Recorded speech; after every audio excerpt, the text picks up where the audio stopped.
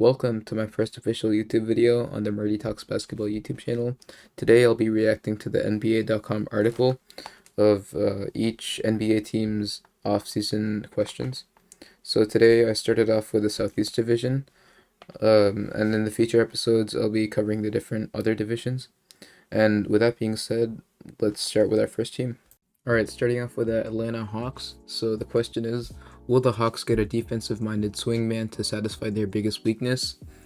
And first of all, in the article it says that they're the 26th best team at defense, which is honestly terrible. On the other hand, their offensive rating is the second best in the league, which is very good. And also I found that their turnover percentage is the best in the league, literally. So that already shows how good their guard play is. So they're obviously going to keep Trae Young, maybe keep Bogdanovich, and AJ Griffin, a good shooter that they can maybe keep for their future.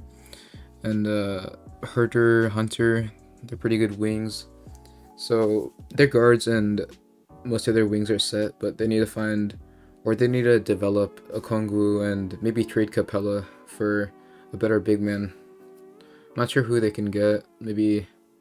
Maybe someone like a Miles Turner or maybe even a Mitchell Robinson. They're like really good rim protectors, which is really what they need. And in this article, it says that maybe they can try to find a player like DeJounte Murray, who's obviously an elite two-way player, but I'm not sure if they're going to be able to get DeJounte Murray, but maybe someone easier to get. I don't know, like a Robert Covington sort of player, a 3-and-D player that's maybe a little bigger. So I like this question. This is really fits their off-season ideas and goals. Alright, so moving on to the next one. Alright, so next we got the Charlotte Hornets. So I think the Charlotte Hornets are very similar to the Atlanta Hawks. So obviously their guard play is like kind of set because, or at least for LaMelo Ball, he's doing fine. Terry Rozier is pretty good. But their main problem for multiple years has been their big men, and finally they've been able to draft Mark Williams and Kai Jones. I'm not exactly that sure what they're good at, but I'd bet they're very good at rim protecting and being able to protect the paint, which is exactly what they need. And that's great for them. But maybe they're still gonna try to find an immediate option for a big man because they're still gonna have to develop Mark Williams and Kai Jones, and who knows, maybe they're gonna become busts or just not gonna be able to stay in the league for long. Other than that, there's Miles Bridges. Maybe they could package him for a trade, like a sign-in trade, but hopefully they can. If Miles Bridges leaves, like he's being rumored to go to the Pistons or not sure, whatever, maybe they can get someone else with the cap space they're clearing off. So yeah, is the question? I didn't even say the question yet. Is the rim protector savior already on the roster? So they're gonna have to figure that out. Like, so they have Mark Williams, Kai Jones, Mason Plumlee. He's not a playoff team rim protector, clearly, but I'm sure in the future they'd be a great team. Maybe 4 or 5 years in the future, Mark Williams and LaMelo Ball, they make a good duo. Maybe Miles Bridges in there. Maybe they find a complimentary shooter or someone like that. So future's looking great for this team. And yeah, I think they're mostly set on a big man with Mark Williams, but they still have some holes, yeah. Alright, our third team will be the Miami Heat. So contrary to these previous two teams, they were a solid playoff team, and in this year's playoffs they eliminated the Atlanta Hawks fairly easily. So the question is, should Pat Riley go star hunting this summer or just do some minor tweaking?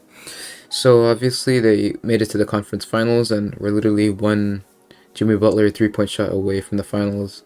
And first of all, mad respect to Jimmy Butler for taking them so far, but in reality I don't think minor tweaking is gonna do much for them. Maybe it'll lead them to the first or second seed, like what they've been doing, but I really think they're gonna need a big star alongside Jimmy, Bam, and all of them, because Jimmy is Jimmy, but on his off days, or even when Jimmy's doing so good, they could still lose. Like, Bam is very inconsistent, clearly, and I don't know why, but I feel like he should play power forward, as or maybe they can get like a stretch big to play alongside Bam, because I don't think he's obviously a great rim protector, but he can't he can't he doesn't play well against really good defensive centers. Like, he gets bodied really easily, not on defense but on offense. So there have been rumors of them getting Donovan Mitchell or someone like that, someone as big as that. Maybe trading Tyler Hero for him, but Donovan Mitchell sounds great. That'd be super good for them, but I don't think they'll be able to get him. If they do, that's amazing for them. But I think they should try to keep Hero and Duncan Robinson. Maybe try to find a better package for him. But if not, I'd say they should try to, like, he has lots of potential. Like, he's still a very great shooter. Maybe improve his defense.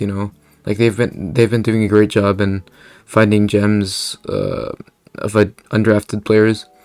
So they've obviously had to develop them. So they could try to do the same with Duncan, and maybe finding a better point guard. Like, on the article, it says an eventual replacement for Lowry, because Lowry he's getting old, getting injured often, so they're gonna need a replacement for him. So yeah, to answer the question, I think they should try to go star hunting, but if not, they should do some minor tweaking, like maybe finding a stretch big or developing Nikola Jovic, which I kind of wish the Nuggets would have picked. I'm a Nuggets fan, but yeah, good for them. That's all. Our fourth team on the list is the Orlando Magic, and their question is, can the Magic excel with their young talent? So obviously they've recently drafted Paulo Banchero with the #1 pick. That was a great pick, because I believe Paulo will be an immediate success on the roster and in the NBA. And obviously they've got so many more pieces. In the article it says Jalen Suggs, Cole Anthony, Markelle Fultz, Wendell Carter, Franz Wagner, and Jonathan Isaac. And that's not even mentioning so many more, like Mo Bamba. He still has lots of potential. Bol, RJ Hampton, Gary Harris. And just saying, Gary Harris is a very underrated player. Like, he played on the Nuggets a few years ago. I really liked his game. And a few years ago in 2017, he was averaging 17 points, which is good. He could be a very good fourth or fifth option on this team. Or he could be a third option, I'm not sure. He can also serve as a veteran guard, kind of leading Cole Anthony and Jalen Suggs, So this team has lots of potential, and maybe this year might be a trial year sort of thing, like finding out who's gonna be someone they're gonna keep for the future, who's gonna be someone they're doubtful on, and then maybe the next year they're gonna really explode and become maybe a play-in team, maybe a 6th seed. That'd be really cool. And then from there, they're probably only gonna get better with their young talent entering their primes, So I don't think the Magic will be able to excel with this young talent, but I think they're only gonna get better. Like I know Jalen Suggs is gonna improve his efficiency. Cole Anthony will get better. Cole Anthony was pretty good, and Markelle Fultz to make a comeback. Franz Wagner, he's very good, and Jonathan Isaac can make it work after getting injured. So I'm pretty sure before his injury he was doing very great. And in the article it's comparing them to the Golden State Warriors and the Memphis Grizzlies, and those two teams are pretty great comparisons. I'm not sure about the Warriors, but that's probably like in 2019, after 2019 championship, when all of their star players were injured and they were developing their new young players. So they probably don't have like a Steph Curry or Klay Thompson, but they'll be able to improve their young players. And Memphis Grizzlies is a great comparison. They have like Paulo as John Morant and like lots of young pieces that can eventually become a Memphis Grizzlies second seed.